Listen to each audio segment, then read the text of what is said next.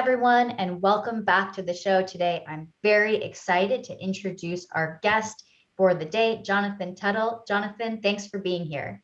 Thanks for having me on. I'm excited to be here. Awesome. So everyone, Jonathan has just an extensive amount of experience in real estate. He's done a ton of different things. Jonathan, why don't you take us back to where you started and what drew you into real estate? I was fortunate growing up in a real estate background. My dad was initially was a broker. He had a couple of real estate brokerage offices, about three, up to one time he had four. So I saw him working during the day there, and then at night he also did general contracting. My mom helped with that, and she was also an appraiser. So my whole childhood was a lot of times riding in the car, going to the office, seeing everything, the projects firsthand from from early 4 or 5, 6 years old. So seeing that and seeing what the possibilities were, that's what kind of got my first exposure to real estate basically. Awesome. So did you, when you were after college, did you jump right into real estate? What did you do after college? No, I was, as we were talking before, I worked at BB, the women clothing store. It used to be really big. If you're familiar with the malls, it'd be like Guess, BB, Nordstrom. I ended up being the #1 seller in the country, which was a good run. And then, the real estate, everything crashed around 2008, 9. My income was going to go down to about 100,000. Surprisingly, I was making pretty good money in my 20s working there. And so I got into real estate, and it was literally the worst time to get into real estate is right after the downturn. I hit my first few deals. I didn't get paid on some of the deals because people were so below the mortgage. They didn't have any money left in the bank. So I was basically brokering for free. And it was challenging to get into real estate when I got in the broker side. And I think everyone that was around 2009, 10 can relate to that. I have a question about that because, a lot of people say that obviously it was a challenging time, but a lot of people say to, buy when blood is in the streets, and then that was a great time to actually be picking up properties. But were you, what was challenging about it for your to buy it, but on the brokering side, people were underwater. And so people bought the properties 3 or 4 years before, and the property has gone down 60, 70%. And like, for example, if there are condos, what was common, like I was out in the suburbs in like Naperville. Naperville was supposed to be one of the best places to raise a kid in the country, according to like Newsweek or whatever it was. The condos out there, what they were doing is people were letting go because they were like saying, hey, the condo association was sublet, just basically lease them out for the dues, HOA dues. And so somebody's like, well, I can't, if I'm paying, $2 or $3 grand a month and you're renting it out to somebody else for $500 a month. They just wanted the HOA deals. So like you saw that happening. You saw like I did Gold Coast in Chicago, and then also the Naperville as the brokering area. I had some pretty big listings. I had one of the biggest listings in April. It was one of my first ones. And the lady she bought it for like 1.6 million, and we were listing it for 1.1 4 years later. Her husband passed away, and that's the market. That's what the market was. It went down, and it was, supposed to be one of the best places to, raise a kid, some of the best real estate in, Chicagoland suburbs, and it's gone down 35, 40%.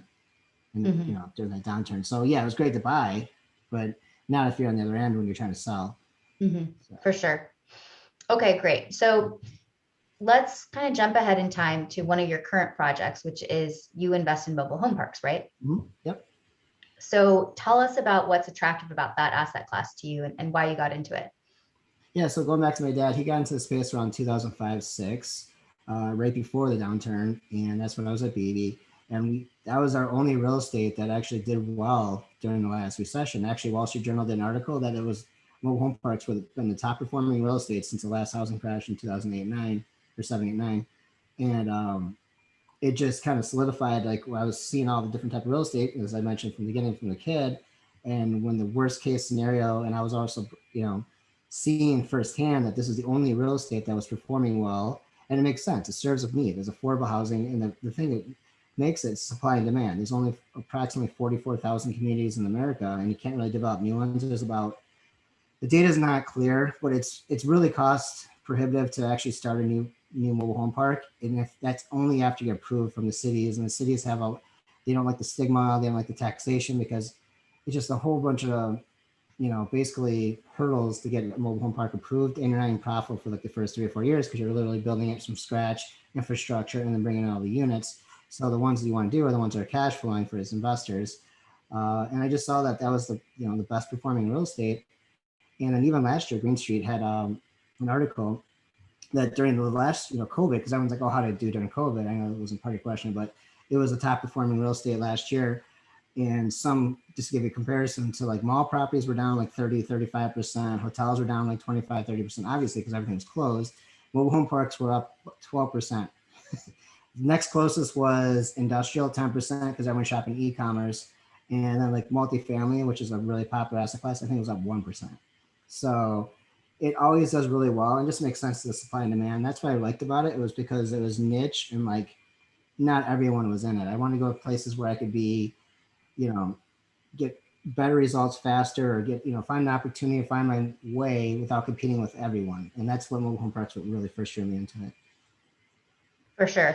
So there was so much there. Just to touch on one aspect of it, the supply demand, the fact that there is not an expanding supply because Yeah. cities don't really want mobile home parks. Can you explain a little bit more about why? So you mentioned taxation and stigma. Can you provide a little bit more color as to why cities don't want mobile home parks?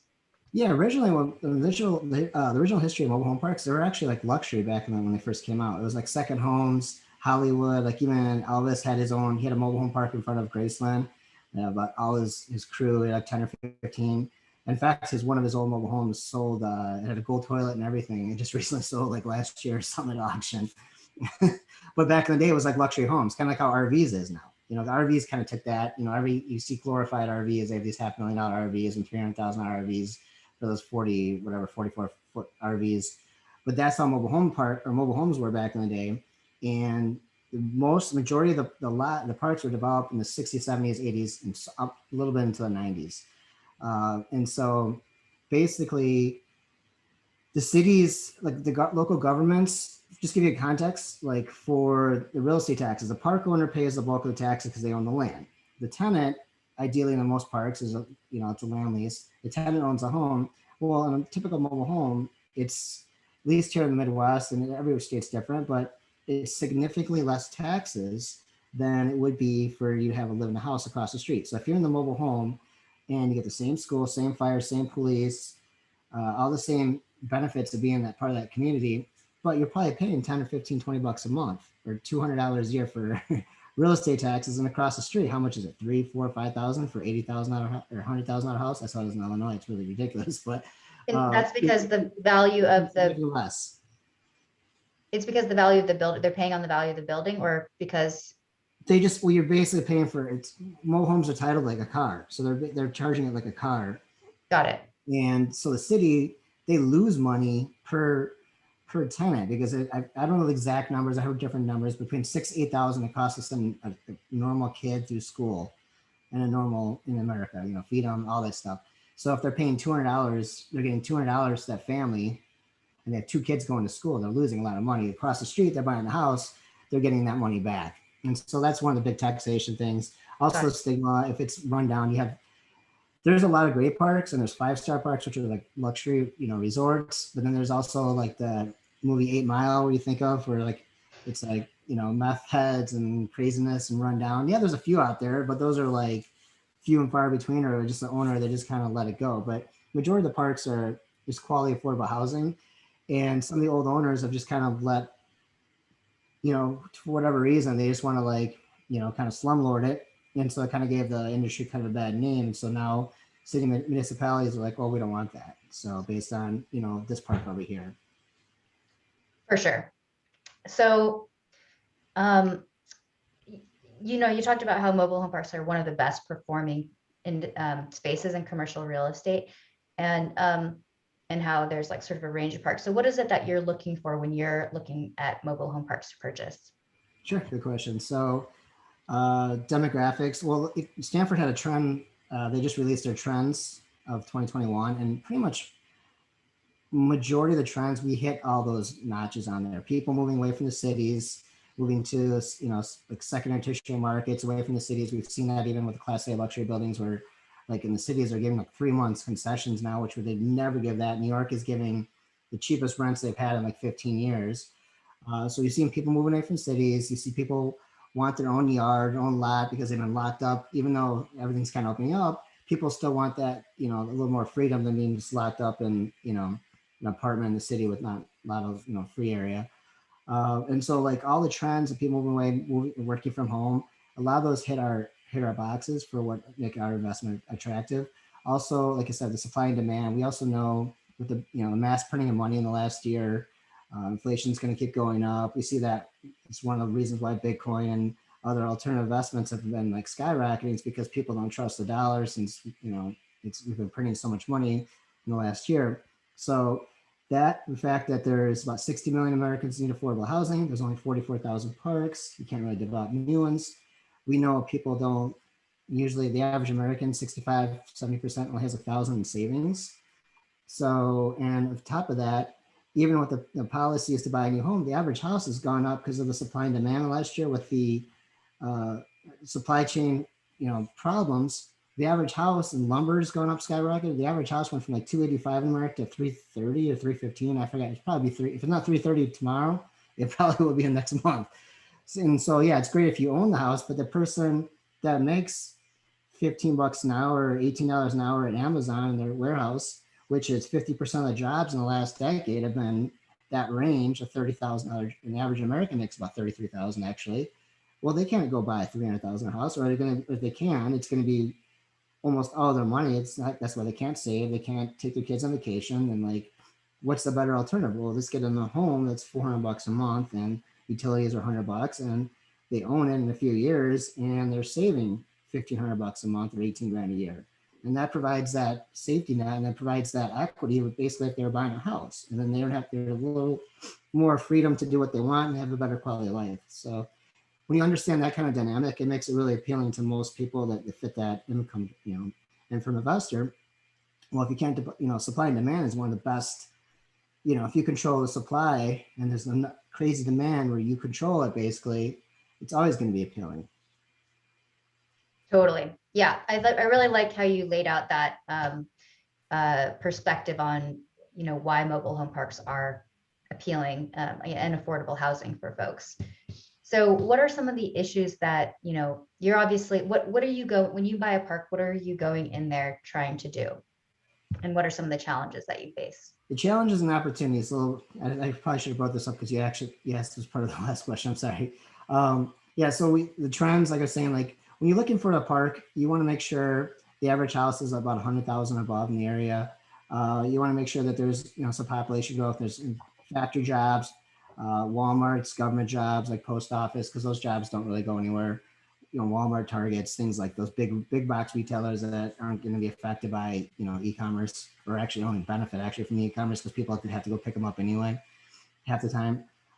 So you look for that, and then for operationals, like for when you're buying a park, remember these are mom and pop owners. Like I said, 60s, 70s, 80s originally developed it, so not tech friendly or tech savvy. So probably don't have a website. They probably don't know how to use Facebook Marketplace or Craigslist.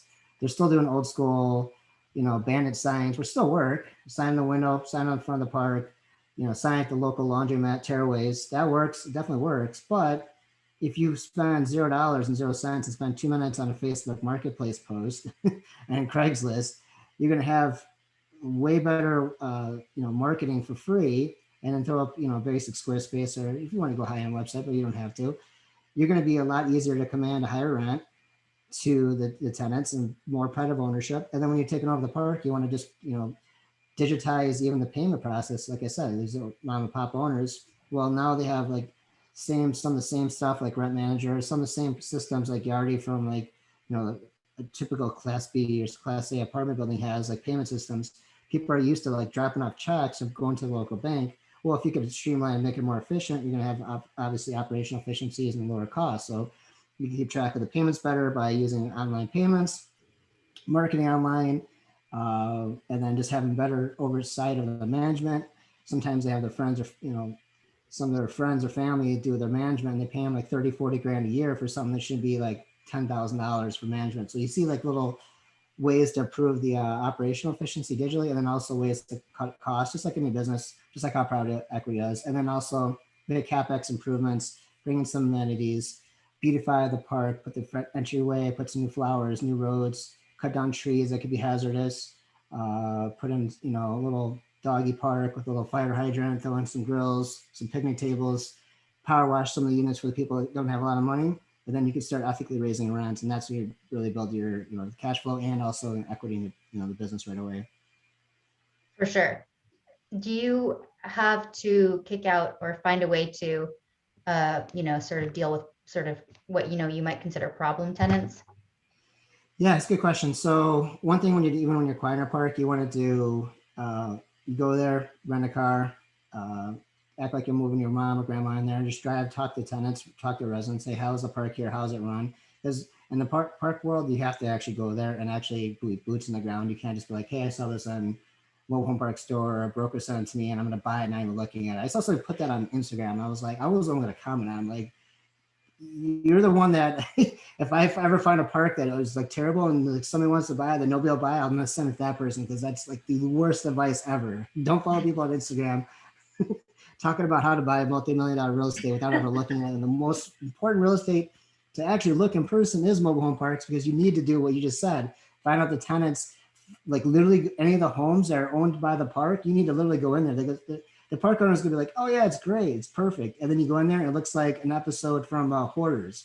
And that's gonna cost you like $700, $500, and some two guys in a dump truck or a, you know, fill up a garbage bin to get that crap out of there and then clean it out before it's ready to go on the market. But if you have a couple of those, that's a few $1,000s in unneeded expenses, but the owner says great. And if you just bought it online, not looking at it, not doing, another thing is you want to look at the water and the power, like the lines, all the things under the water lines, sewage lines, make sure they're not cracked or rust, anything that breaks in it, because that's a huge expense. Like, do your due diligence. That's one of the biggest things. Due diligence, making sure that thoroughly look at the trees, because if you're depending on your area, certain trees have branches that break, and if it's hovering over, and it's got this 40-foot long branch, it's going to go through the house. So cutting down branches, and you think of it's a minor thing, but it could cost $10,000, $20,000 to do that if you throw out a park. So you won't see that on Google Images until you actually go in there. So you don't buy it over the phone like that was whatever the person on Instagram was saying. So those are ways that we look for, we add that into the cost and the negotiation for the owners. Say, hey, we like this.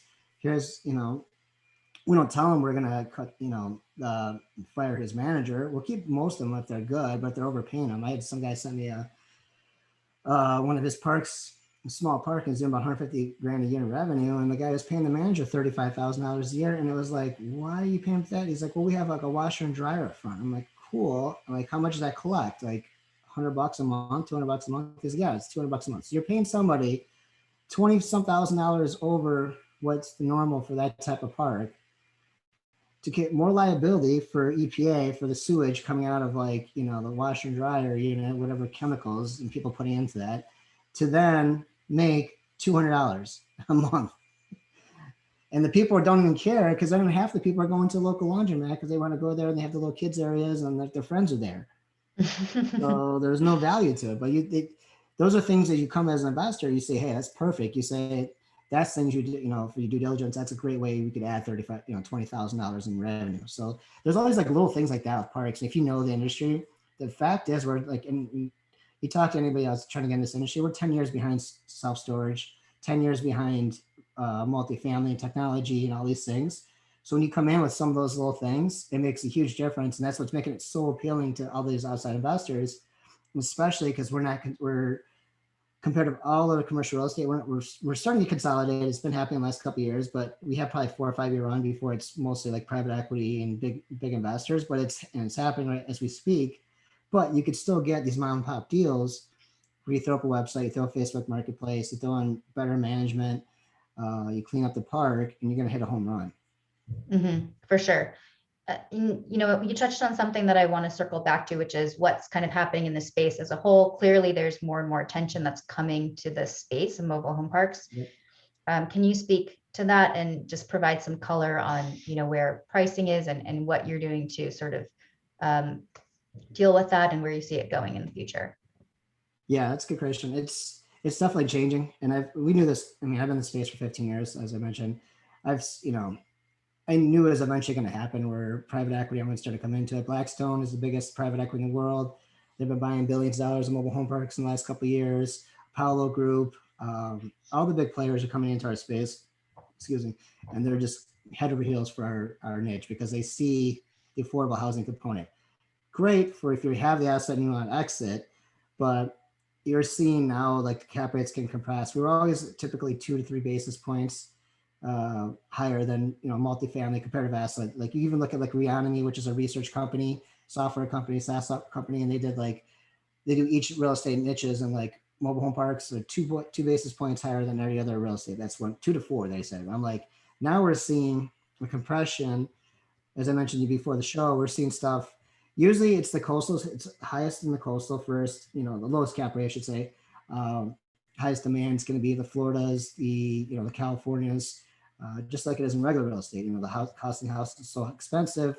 It's only going to be natural that the mobile home parks would do really well too because of the demand for the other type of real estate. So we've seen, there was a deal the Chicago group bought. It was something in, I don't know if you mentioned you were from Silicon Valley. It's outside Silicon Valley. The park sold for like 242 million, 240 or 239 million. So one park, Chicago group bought it. But that just shows you like that one park you go for that. That's multifamily, like big tier multifamily properties, like Class A buildings in Chicago or Miami or whatever. And now you're seeing that in mobile home parks in like Silicon Valley area, or I think it was Palo Alto, something like that. So we're seeing that, and we're also seeing usually the Midwest. Like our focal point for Midwest Park Capital is, we're acquiring parks in the Midwest because that's the last frontier. Cap rates are usually the highest there. Because they're kind of flyover states, but they still have like the very stable jobs, Midwest, Illinois, Indiana, Ohio, Wisconsin, Tennessee. Tennessee is actually a really good state. A lot of people move in there. We also have Texas, but you see those drivers and makes it, that's what's making it so appealing right now. For sure. And with so many multifamily investors coming into the space, can you just talk about some of the difference between managing multifamily and mobile home parks? Sure. Yeah, there's definitely differences, and so we're, like I said, a lot of people coming in because of the basis points, and it's bringing the cap rates down. We've seen some stuff get into the fours now. I didn't mention actual numbers, but typically we still see 6.5, 8 if it's Midwest. But that stuff was 8 to 10 2 years ago or 4 years ago, and back in like when I first started, it was like 10 to 12. It was like stupid. You're getting cash on cash returns like a normal park be like 25, 30, and like I'm surprised people weren't jumping on it then. The internet wasn't blowing up about it. now everyone knows about it. So people still talk about the 10 caps. Those are gone. Those are long gone. If it is a 10 cap, it's probably 8 Mile. And that's not the one you want because you're going to pay for a headache. But majority of them are like 6.5, 8, and then quality stuff like coastal 4.5, 5.5. But the management, but you have to keep in mind for the management, you're going to have to hire either somebody on site that knows what they're doing. 70% of the on-site managers are actually decent. Then you also have some, like I said before, it's a family or friend. It's been there. They don't even care. It's just like any business. You can have any business. You got retail and you have your friends doing the cashier, and then you find out 20 years later they were robbing you for 20 years because you trusted them and they were pocketing an extra $100, every week for the last 20 years. So the main thing is you want to make sure that the management's like on top of it. So you do like call rail, you do some call recordings to see if they're actually, how they sound the phone, how responsive, how polite they are, how thorough they are actually doing their job. Then you also want to make sure that they're actually, have signed checklists of what they're doing. And then we also have some training videos and stuff that we bought from, other operators that shows them the exact step, SOP, systems of process. But that's the main thing with mobile home is you're dealing with the oddity of it is most of the time as a park owner, you want to buy basically land that's deeded to lease or to rent out to mobile home park or to mobile homes. And so majority of them should be owned by the tenant, which means the park doesn't have the liability of maintaining those homes, which is great. So that's kind of like the value add to it. So usually like for a comparison for multifamily, usually the operational expenses are 55, 60%.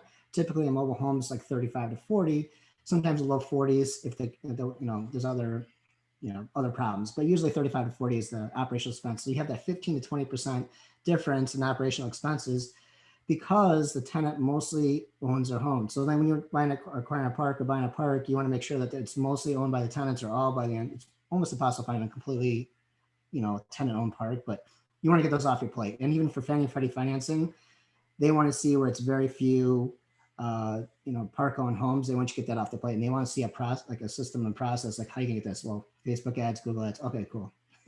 They understand that dynamic. So, yeah, so just more management intensive, setting rules and regulations. When you take over a park, you send a note to the tenants like, here's what we expect, and then you could also clean up the park too. You could set up new rules and regulations to say for insurance, because insurance is big with mobile home parks. Trampolines are bad. Swimming pools, like even like the small swimming pools, are kind of bad. Insurance don't like it. And then also a lot of, just like in apartments, certain dog breeds. So the insurance companies collect data across the country. I love dogs. I throw my dog a birthday party for charity, literally, and we give the money to homeless dogs. It's kind of a big thing in Chicago, but you can't have certain aggressive breeds, because if one person gets bit by that, you're getting a $100,000 lawsuit. And so insurance won't even insure the park if you have like pit bulls and certain breeds. So you could come in and clean that up and here's some breeds you don't like. Here's new rules and regulations. Also, when you come in over for management, a tip is power washing some of the units up front, or clean some of the units up front. And if you have some extra capex, do something. If it's somebody that's like a senior citizen or somebody doesn't have a lot of money, do a couple for free. The other tenants will see that, and it brings pride of ownership, and then it makes them inspired.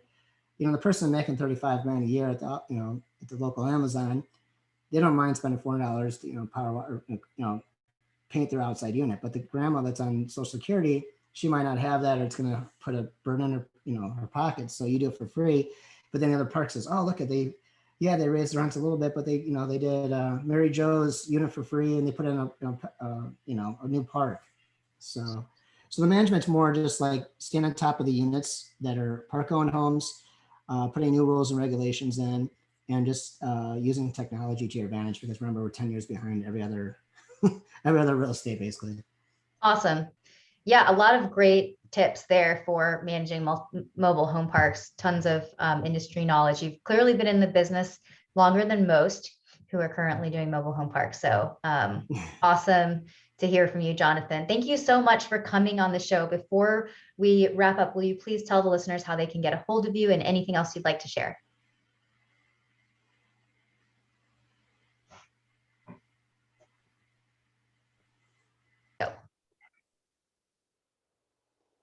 Yeah, so the best way to get a hold of me, if you're interested in the fund and you're looking for a passive investment, is Midwest Park Capital or MidwestParkCapitalFund.com. The fund second website actually has access to the PPM, which is a private placement, and it breaks it down. But if you just want more of a general kind of ideas behind it, Midwest Park Capital, it's a great place to start. And also I have you can see my gear, I don't know if people watching on YouTube, whatever, it's Mobile Home Wealth Academy is my course for teaching people who aren't accredited investors how to flip mobile homes, and then eventually even get their first park. So it's just kind of an avenue. Well, about 88% of people can't, be accredited investor based on income.